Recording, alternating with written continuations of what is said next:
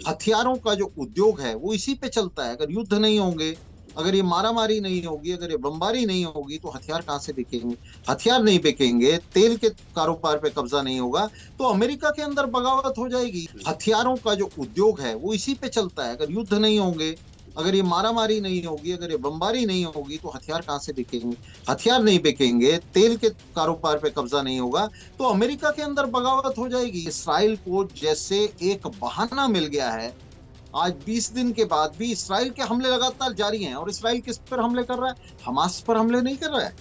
Israel जानबूझकर बड़े calculated way में वो वहां नागरिक आबादी पर हमले कर रहा है, ताकि लोग जो हैं, जो साधारण आम साधारण लोग हैं, जिनका इस लड़ाई से, इस विद्रोह से भी कोई लेना देना नहीं है, तो उनके उनको ज्यादा से ज्यादा चोट लगे। उनके छोटे छोटे बच्चों को मारा जा रहा है। वहां जो कुछ हो रहा है मध्य पूर्व में, जी। इसको फिलिस्तीन और इसराइल के बीच एक युद्ध की संज्ञा देना, युद्ध का नाम देना, ये हम्म, अपने आप में गलत है। हम्म, कोई ऐसा युद्ध नहीं हो रहा है, बल्कि एक तरफा हम देख रहे हैं कि फिलिस्तीन का, इसराइल की तरफ से फिलिस्तीन का पूरी तरह से दमन हो रहा है, उसके ऊपर हमला हो रहा है, एक तरफा हमला है ये। जी। और 7 अक्टूबर की जो अपराइजिंग है, मैं उसको अपराइजिंग कहूंगा, एक विद्रोह है। और मैं क्यों विद्रोह कह रहा हूँ, इसकी अपनी वजह है।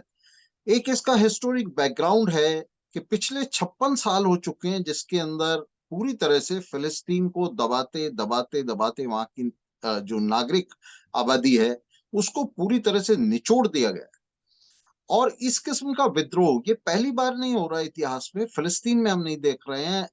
इसराइल जो अपने आप को यहूदी राष्ट्र कहता है, तो यहूदियों ने वारसा में 1943 में इसी तरह का विद्रोह नाजियों के खिलाफ किया था, जिसके अंदर बहुत बड़े पैमाने पे उन्होंने एकदम नाजियों को मार दिया था। इसी तरह का हथियारबंद सशस्त्र विद्रोह था।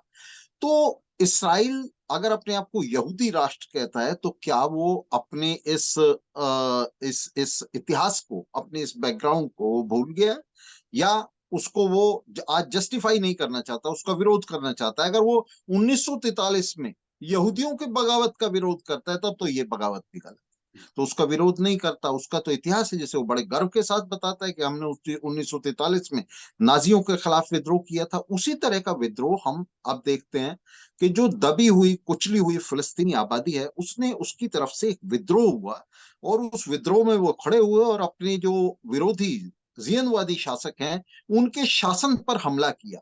ये ठीक है, ये हमेशा होता है कि युद्ध की चपेट में जो है इस किस्म के लोग आ जाते हैं। तो एक हमला था हमास की तरफ से, हमास की तरफ से एक विद्रोह था, हमास के माध्यम से फिलिस्तीनी जनता का एक विद्रोह था।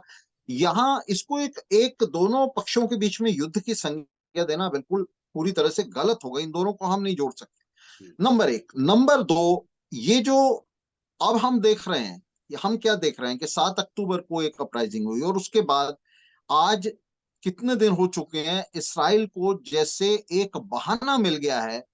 आज 20 दिन के बाद भी इसराइल के हमले लगातार जारी हैं। और इसराइल किस पर हमले कर रहा है? हमास पर हमले नहीं कर रहा है। इसराइल जानबूझकर बड़े कैलकुलेटेड वे में वो वहां नागरिक आबादी पर हमले कर रहा है, ताकि लोग जो हैं, जो साधारण आम साधारण लोग हैं, जिनका इस लड़ाई से, इस विद्रोह से भी कोई लेना देना नहीं है, तो उनके उनको ज्यादा से ज्यादा चोट लगे। उनके छोटे छोटे बच्चों को मारा जा रहा है। देखिए, ये बड़ी साफ बात है कि 1948 में इसराइल का एक धर्म आधारित राष्ट्र के तौर पर उसकी स्थापना अपने आप में एक बहुत बड़ी ऐतिहासिक भूल थी, गलती थी। और इसे गलती से भी आगे बढ़ के कहें तो ये एक साम्राज्यवादी साजिश थी, जिसमें तमाम यहूदियों को यूरोप से बाहर धकेल के उनको यहाँ ला करके पटकना, मध्य पूर्व के अंदर, इस इलाके के अंदर, और साथ साथ वहाँ एक मुस्लिम राष्ट्र के साथ साथ उसके बगल में वहाँ एक यहूदी राष्ट्र की स्थापना करना, धार्मिक आधार पर दो राष्ट्रों के सिद्धांत को मान्यता देना, ये पूरी एक बहुत बड़ी गलती थी, जिसको आप जानते हैं कि जो सर्वोच्च सोवियत नेता हैं वो 1917 से उसका विरोध करते आ रहे थे। 1917 में पहली बार ये प्रस्ताव जो है ब्रिटेन की तरफ से आया था। और इसका जो है बहुत विरोध कर रहे थे वहां 1917 से लेनिन और ट्रॉट्स्की दोनों।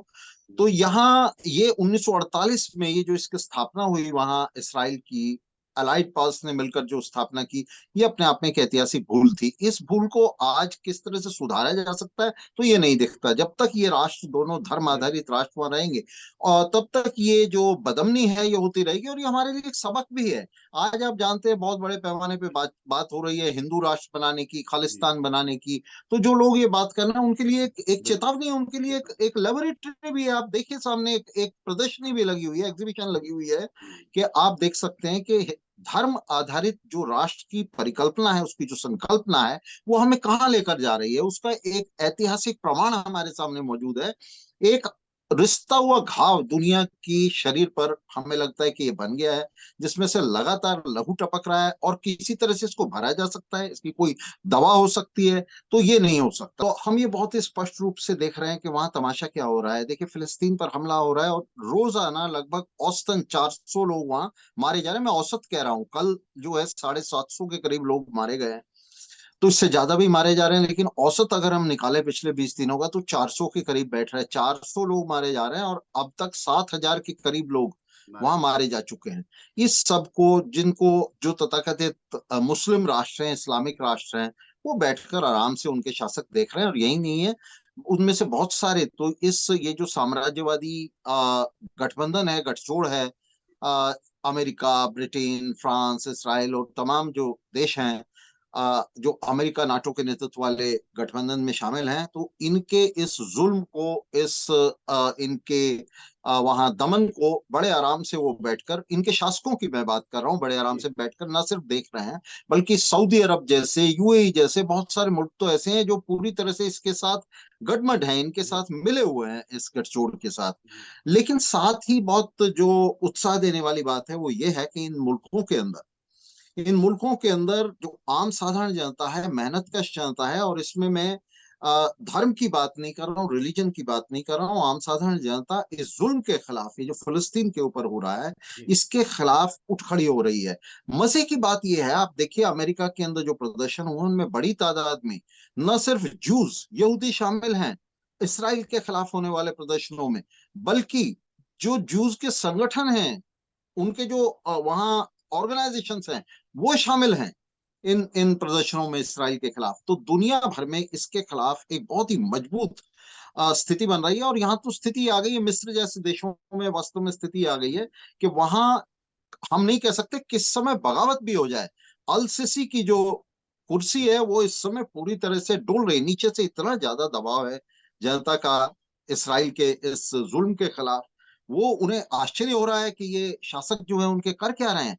तो ये जो बात बहुत पहले कही जा रही थी, हवा पैदा किया जा रहा था कि कोई पैन इस्लामिक मूवमेंट है, कोई ऐसा मामला है जिसमें सारे मुस्लिम देश जो हैं वो एकजुट हैं, ये तो पूरी तरह से मध्य पूर्व में गलत साबित हो रही है। लेकिन हाँ, ये जरूर है कि मध्य पूर्व में जो एक जैसा तैसा संतुलन 2011 के बाद हासिल किया गया था, वो एकदम पूरी तरह से अब वहां बिगड़ चुका है, खराब हो चुका है। जनता विद्रोह में उठ रही है, शासक उसे ठंडा करने के लिए कुछ कर रहे हैं। जैसे अभी काहिरा में उन्होंने एक सम्मेलन किया, एक फर्जीवाड़ा किया सम्मेलन का, जिसमें कुछ किया नहीं, किया धरा कुछ नहीं, कोई प्रस्ताव तक पास नहीं किया।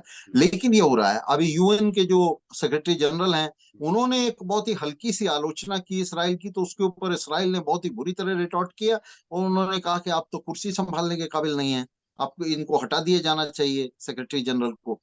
तो इस किस्म की घटनाएं जो दुनिया देख रही है बैठ के, किस तरह की खुली बदमाशी, खुली गुंडागर्दी हो रही है। एक तो अगर हम इस वॉर को देखें, तो ये अब पहले की तरह एक कोई क्षेत्रीय लड़ाई नहीं है। ये 1948 में या 1967 में या 1971 में जिस तरह की लड़ाई हो रही थी, अब ये कोई क्षेत्रीय लड़ाई नहीं है। आप इस बात को नोट कीजिए, इसको मैं अंडरस्कोर कर रहा हूं कि देखिए कैसे लड़ाई शुरू होने की बिल्कुल एकदम दहलीज पे ही, जहां इसराइल अभी हमला करने वाला है, उसकी दहलीज पे ही अमेरिका का विदेश मंत्री एकदम भाग के आता है, और विदेश मंत्री अभी वापस नहीं जाता है कि अमेरिका के राष्ट्रपति का टूर वहां प्लान हो जाता है।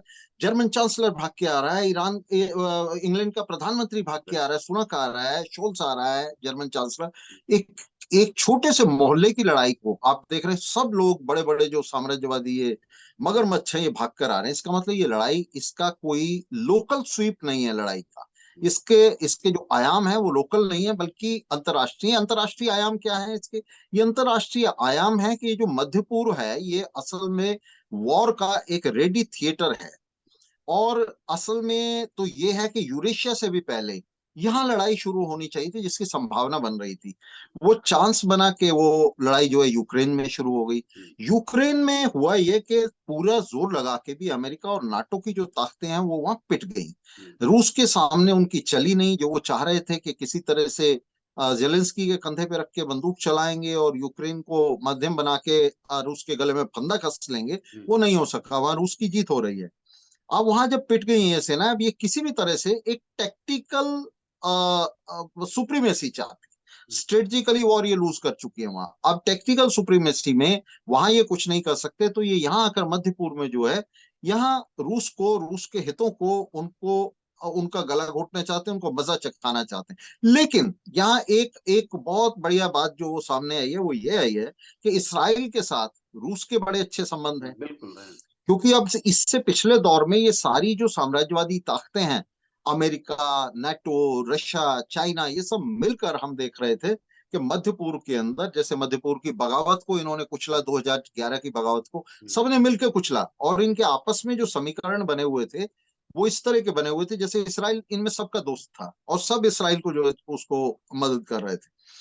तो अब हम देख रहे हैं, अब वो समीकरण हमें बदलते नजर आ रहे हैं। अब इसराइल अगर वॉर में जा रहा है, अगर इसराइल हमला कर रहा है फिलिस्तीन के ऊपर, तो अमेरिका और नाटो तो उसे समर्थन दे ही रहे हैं। अब रशिया जो है वो किस मुंह से और कैसे इसराइल का विरोध करे?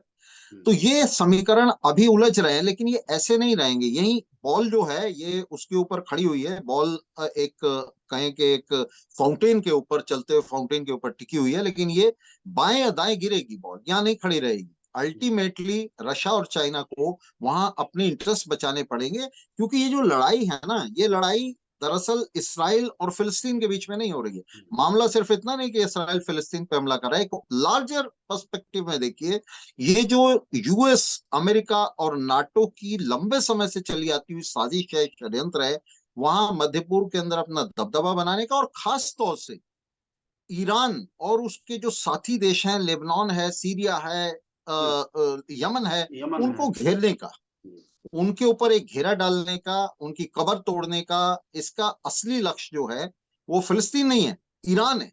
इस पूरी पूरी स्ट्रेटजी का जो पाइवटल इंटरेस्ट है, इसका जो कहना चाहिए कि जो धुरी हित है, वो पूरी तरह से तेल है, तेल का कारोबार है। तेल के कारोबार को ईरान के हाथ से, खासतौर से ईरान की जो उसका जो खनन है तेल का, उसकी जो रिफाइनरीज है, संशोधन है, उस पूरे कारोबार को किसी भी कीमत पर अमेरिका छीनना चाहता है।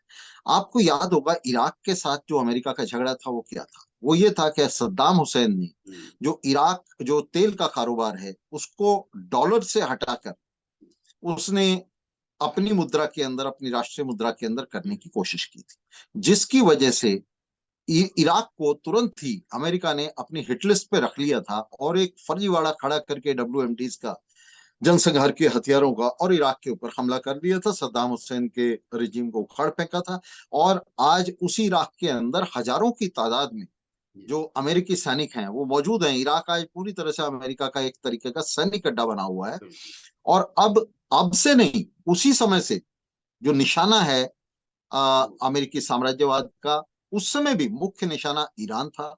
और आज वो निशाना और भी बड़ा बन गया। इराक को नष्ट करने के बाद, इराक पर काबू करने के बाद, अब ईरान को घेरने की तैयारी। ये जो पूरा हमें दिखाई दे रहा है, ये जो हमें पूरा असंतुलन दिखाई दे रहा है, हमारा राजनीतिक और सामरिक असंतुलन दिखाई दे रहा है, इसके पीछे अमेरिका और नाटो का ये बड़ा सोचा समझा, ये जो हमास का हमला है, ये इसका एक बहाना बन गया। और ये जानते थे कि आप, मैंने बार बार कहा है कि आप एक बिल्ली को कमरे में बंद कर लीजिए और उसको उसको जो है आप तो परेशान करना शुरू कीजिए, तो बिल्ली पंजा मारेगी। अगर आप उसके रास्ते बंद कर दे निकलने, ये जानते थे कि बिल्ली कहीं ना कहीं पंजा मारेगी। और जब बिल्ली पंजा मारेगी, जब बगावत होगी, तो उसको बहाना बना के उसके बाद हम अपना ये वॉर शुरू कर दे। परमानेंट वॉर जो है वो दुनिया के अंदर बांटी जा रही है। यूक्रेन के बाद, यूरेशिया के बाद दूसरा थिएटर ये मिडल ईस्ट के अंदर खोल दिया गया है। और हम देखेंगे कि किस तरह से ये ताकतें, यूएस और नाटो, ये मिलकर दुनिया के अंदर इस वॉर को परमानेंट बनाने की कोशिश की। जैसा आपने कहा, हथियारों का जो उद्योग है वो इसी पे चलता है। अगर युद्ध नहीं होंगे, अगर ये मारामारी नहीं होगी, अगर ये बमबारी नहीं होगी, तो हथियार कहाँ से बिकेंगे? हथियार नहीं बिकेंगे, तेल के कारोबार पे कब्जा नहीं होगा, तो अमेरिका के अंदर बगावत हो जाएगी। यूरोप के देश जो है वो बगावत के लिए, यूरोप विद्रोह के लिए तैयार बैठे हैं, उनके अंदर सोशलिस्ट रिवोल्यूशन हो जाएंगे, वो परिपक्व हैं उसके लिए। तो उनको किसी भी कीमत पे रोकने के लिए, अपने यहाँ आर्थिक संकट को काबू करने के लिए, आर्थिक संकट की इस वैतरणी से किसी तरह से पार उतरने के लिए ये इसका इस्तेमाल किया जा रहा है। ये जो कॉन्ट्रडिक्शंस हैं, इनकी आग को जानबूझकर भड़काया जा रहा है, ज्यादा से ज्यादा युद्ध बांटा जा रहा है।